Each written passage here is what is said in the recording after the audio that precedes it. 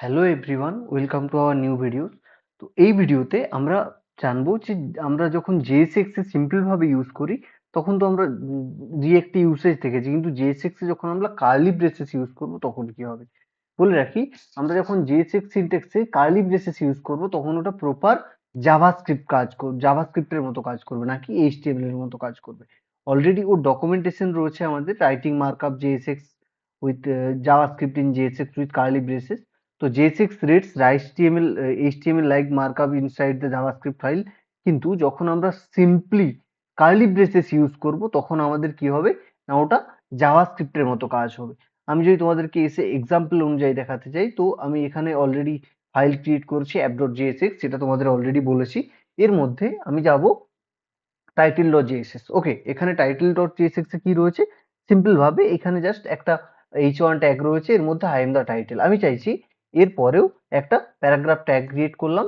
Paragraph ট্যাগের মধ্যে আমি লিখলাম 2 into 5, দেন এটাকে ইকুয়াল টু, দেন আমি কার্লি ব্রেসেস ইউজ করলাম, কার্লি ব্রেসেস এর মধ্যেও করলাম 2 into 5। ওকে, এখন যদি আমি আমাদের এটাকে সেভ করলাম, দেন আমি যদি আমার হোম পেজে গেলাম রিয়েক্টে, তো কি আসলো এখানে 2 into 5 = 10। আমি যে এখানে 2 into 5 ইউজ করেছি, এটা তো আমাদের HTML এর মতো শো আপ করেছে UI তে, কিন্তু যখন আমি এই কার্লি ব্রেসেস এর মধ্যে 2 into 5 সেম ইউজ করলাম তখন কি আসলো না, এখানে 2 into 5 = 10 আসলো। সেম ভাবে 2 into 5 = 10 আসলো আই এম দ্য টাইটেল এর নিচে। এইবার আমি চাইছি যে আমি কি শুধুমাত্র UI ইউজ করতে পারি না, আমি যদি চাই তো কোনো একটা ভ্যারিয়েবল ইউজ করতেই পারি। সাপোজ আমি এখানে একটা ভ্যারিয়েবল ইউজ করলাম, নাম দিলাম late my name equal to, string এর মধ্যে আমার নাম দিলাম ওকে, অমিয়। দেন আমি চাইছি এই অমিয় নেমটা প্রিন্ট আউট করতে, তাহলে কি করব, আমি আবার এর মধ্যে একটা প্যারাগ্রাফ ট্যাগ নিলাম। প্যারাগ্রাফ ট্যাগের মধ্যে আমি চাই যে জাস্ট এখানে নিলাম হাই আই এম, দেন কি করলাম না, এই সেকেন্ড ব্র্যাকেটের মধ্যে আমরা কার্লি ব্রেসেসের মধ্যে আমার নামটাকে প্রিন্ট আউট করলাম, ভ্যারিয়েবলটাকে মাই নেম। ওকে, এখন যদি আমি গিয়ে এখানে চেক করি তো কি আসছে, hi I am Amio, I am the title same মতো আসছে, 2 into 5 = 10 এটাও আসছে। তারপর কি আসছে, hi I am অমিও।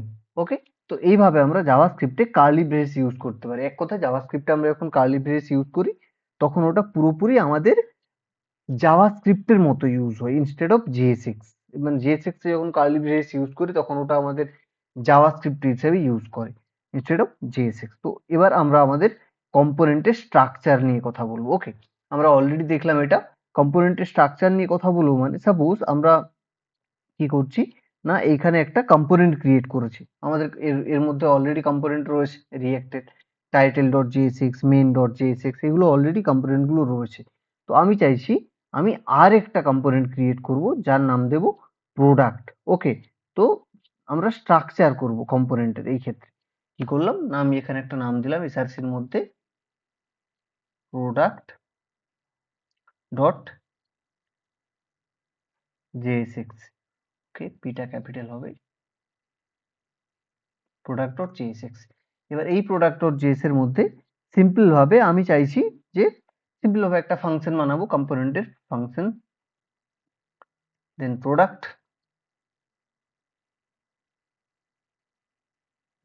MT params, দেন এর মধ্যে কিছু আমরা লিখবো না, আপাতত রিটার্ন করে দেব।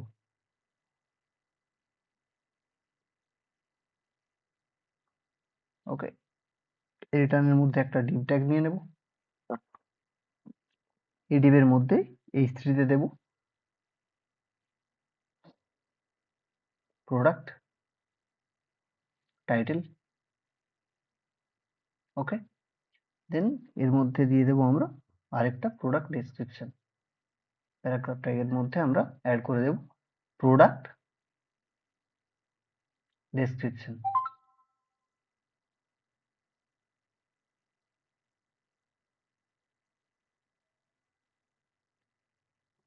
ওকে, এই দুটো আমি অ্যাড করলাম এবং সিম্পল ভাবে ক্লোজ করলাম, ক্লোজ করে আমি এক্সপোর্ট করে দিলাম। সবার প্রথম এক্সপোর্ট ডিফল্ট প্রোডাক্ট। ওকে, এবার এই প্রোডাক্টটা যদি আমি এখন ইউআই সোয়াপ করি তাহলে আমাদের কোথাও সোয়াপ মানে দেখাচ্ছে না, যেহেতু আমি এখানে প্রোডাক্ট টাইটেল প্রোডাক্ট ডেসক্রিপশন দেখেছি, কোনো কিছুই দেখাচ্ছে না। কেন দেখাচ্ছে না? তার কারণ আমি এটাকে অ্যাপ ডট জেএসএক্স কম্পোনেন্টটাকে আপাতত এখনো পর্যন্ত অ্যাডই করিনি। যদি আমি অ্যাড না করি তাহলে এটা দেখাবে কিভাবে? অবভিয়াসলি এটা দেখানোর কথাও না। তাহলে আমাদের কি করতে হবে? সবার প্রথম অ্যাপ ডট জেএসএক্স এ এটাকে রেন্ডার করতে হবে, বা এই অ্যাপ ডট জেএসএক্স এ এটাকে অ্যাড করতে হবে। তো আমি সবার প্রথম কি করব না, app.jsx এ যাব, দেন app.jsx, এই app.jsx এর মধ্যে সিম্পল ভাবে আমি করব ইম্পোর্ট প্রোডাক্ট ফ্রম product.jsx। ওকে, এবার এই টাইটেল ডেসক্রিপশনটাকে আপাতত আমি ছড়িয়ে দেব, দেন প্রোডাক্ট এমটি ফ্র্যাগমেন্ট প্রোডাক্ট, এই হচ্ছে আমার একটা প্রোডাক্ট। এখন যদি আমি কন্ট্রোল এস করি এবং আমার ইউআই যাই, কি আসছে? এটা আমার product title and product description. Same ভাবে আমি চাইছি যে এই প্রোডাক্টটাকেই আমি একবারের জায়গায় দুবার তিনবার ভাবে রেন্ডার করাবো। তো আমি চাইলে সেম ভাবে এই প্রোডাক্টটাকে এখানে আরো একবার দুবার রেন্ডার করিয়ে দিই। সাপোজ কোনো জায়গায় কোনো ক্ষেত্রে আমাদের সেম প্রোডাক্টকে ৫ বার ধরে অ্যাড করে রেন্ডার করাতে চাই বা ইউজ করতে চাই, তো আমার এখানে ৫ বারই আসছে। কিন্তু আমরা সমস্ত কিছু app.jsx এ ফোকাস করব না। আমরা যখন এতগুলো প্রোডাক্ট অলরেডি সমস্ত জায়গায় রেন্ডারিং করব, জাভাস্ক্রিপ্ট আমাদের স্ট্রাকচারাল ওয়েতে ক্রিয়েট করা হয়। তো আমরা এখানে কি করছি? কম্পোনেন্টকে স্ট্রাকচার করতে চাইছি। তো অনেকগুলো প্রোডাক্ট যদি সেম ভাবে রেন্ডার করাতে চাই, তো তার জন্য আমরা একটা নতুন কম্পোনেন্ট ক্রিয়েট করব। নতুন কম্পোনেন্টের নাম দেব প্রোডাক্ট ট্যাব ডট জেএসএক্স। এবার এই প্রোডাক্ট ট্যাব ডট জেএসএক্সটা কি করবে? আমাদের এই প্রোডাক্টের মধ্যে যে এই অ্যাপ ডট জেএসএক্স এর মধ্যে যে এতগুলো আমরা প্রোডাক্ট রেন্ডার করেছি ওয়ান বাই ওয়ান, এটাকে আমরা বারবার এই অ্যাপ ডট জেএসএক্স এ না রেন্ডার করে আমরা প্রোডাক্ট ট্যাবের মধ্যে রেন্ডার করাবো। তো তখন কিভাবে করতে পারবো? তখন আমরা জাস্ট সেম ভাবে ক্রিয়েট করব, প্রোডাক্ট ট্যাবে আসবো, প্রোডাক্ট ট্যাবের মধ্যে গিয়ে সেম ফাংশন ক্রিয়েট করব, ফাংশন প্রোডাক্ট ট্যাব। ওকে, দেন এর মধ্যে কি করব না, রিটার্ন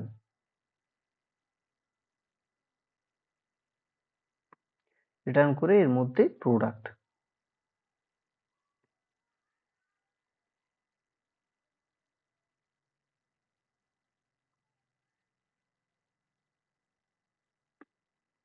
এখন যদি আমি আমাদের হোম পেজে আসি তাহলে সেম আছে বা কোনো কিছু সোয়াপই করছে না, কিন্তু আমাকে কি করতে হবে? সবার প্রথম এটাকে ইম্পোর্ট করতে হবে।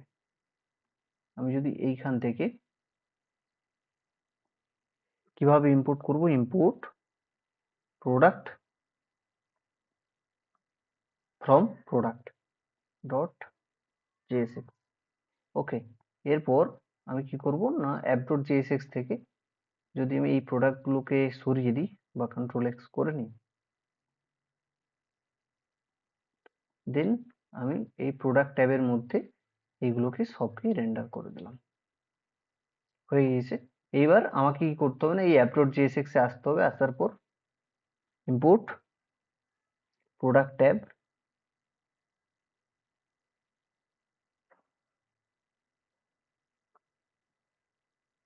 ফ্রম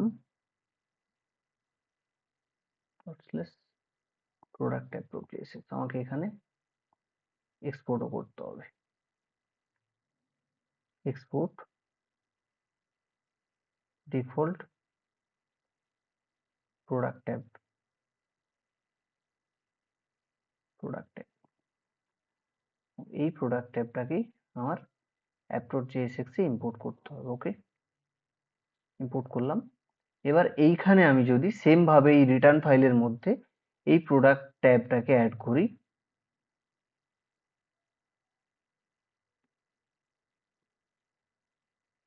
ওকে, এখন যদি আমি কন্ট্রোল এস করি, করার পর আমার ইউআই যাই, সেম রয়েছে, আমার কোনো কিছু চেঞ্জেস হলো না। যদিও আমি এই অ্যাপে কেবলমাত্র প্রোডাক্ট ট্যাবটা রেখেছি, তো আমি কি করেছি, একটা ইউনিক কম্পোনেন্ট ক্রিয়েট করেছি। ওই কম্পোনেন্টের মধ্যে আমার যতগুলো প্রোডাক্ট বারবার রেন্ডার করব সেটা অ্যাপ ডট জিএসএক্স এ না নিয়ে এসে আমি চাইছি একটা আলাদা প্রোডাক্ট ডট টিএসএক্স কম্পোনেন্ট ইউজ করতে, যাতে আমাদের স্ট্রাকচারাল ওয়েতে রিয়েক্ট প্রজেক্ট আমরা ক্রিয়েট করতে পারি। মনে রাখতে হবে আমরা যেহেতু এই ক্ষেত্রে ইউআই ক্রিয়েট করছি, তো আমাদের সারাক্ষণ যেন স্ট্রাকচার মেনটেন করতে পারি কম্পোনেন্টের ক্ষেত্রে।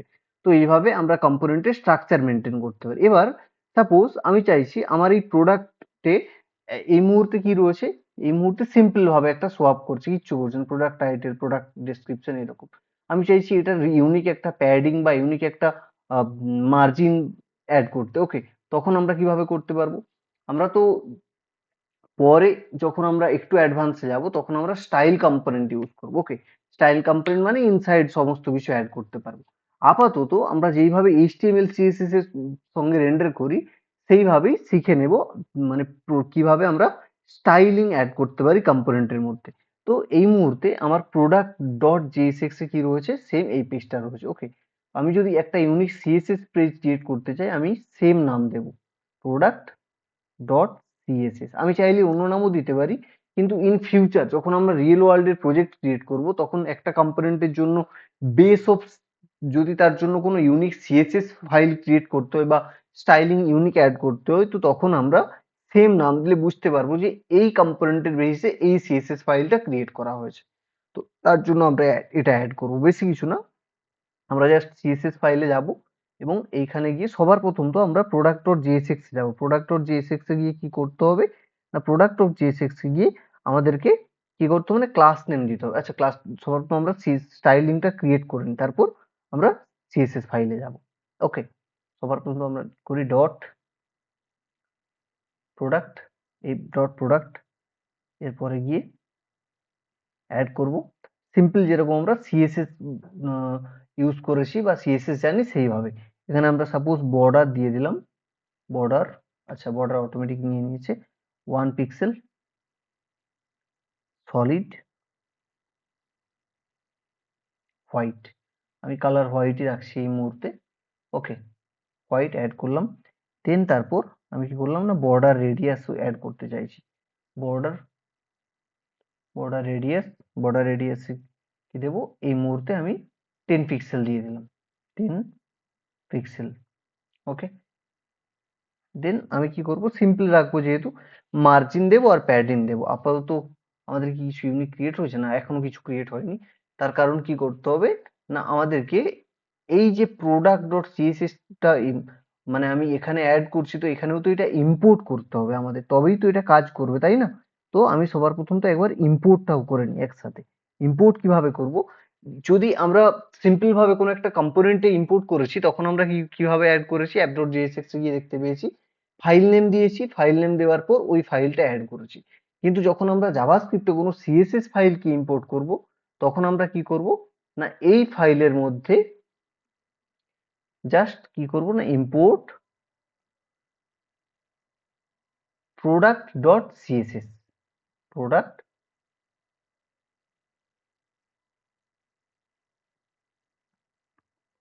এভাবে আমরা আমাদের প্রোডাক্টটাকে ইম্পোর্ট করতে পারবো। তো এইখানে আমাদের কি করব না, আমি এখানে ক্লাস নেম দিতে হবে, unique class name. Class name কি দেবো না, প্রোডাক্ট, যেটা ওইখানে যে নাম দিয়েছি সেম প্রোডাক্ট।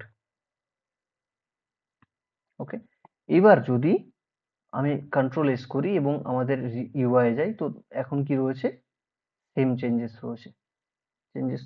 ওকে, product, product tab, product dot CSS, পিআরওডিউসিটি।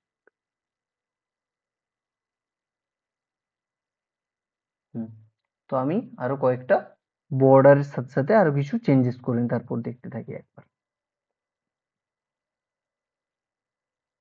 Border radius add করেছি, দেন আমরা একটা মার্জিন দিয়ে দিলাম, margin from button 10 pixel, and আরেকটা প্যাডিং, প্যাডিং কত দেব, প্যাডিং দেব রাইটে দেব 0, আর ডাউনে দেব আমরা 10 পিক্সেল, আবার রাইট দিলাম 0, ডাউনেও আমরা 10 পিক্সেল দিলাম। ওকে, এইবার যদি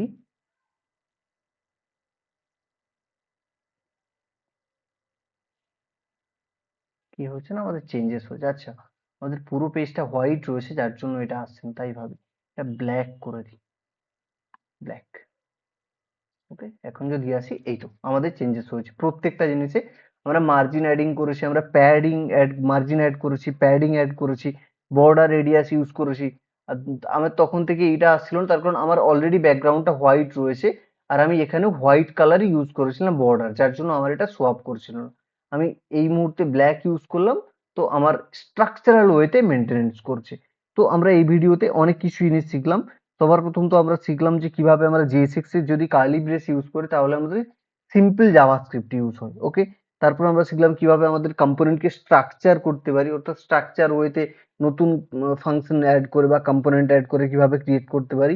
আর আমরা সিম্পল ভাবে CSS অ্যাড করে কিভাবে আমাদের কম্পোনেন্টকে স্টাইলিং বানাতে পারি বা স্টাইল অ্যাড করতে পারি। তো এই জিনিসগুলো আমরা এই ভিডিওতে শিখলাম আপাতত।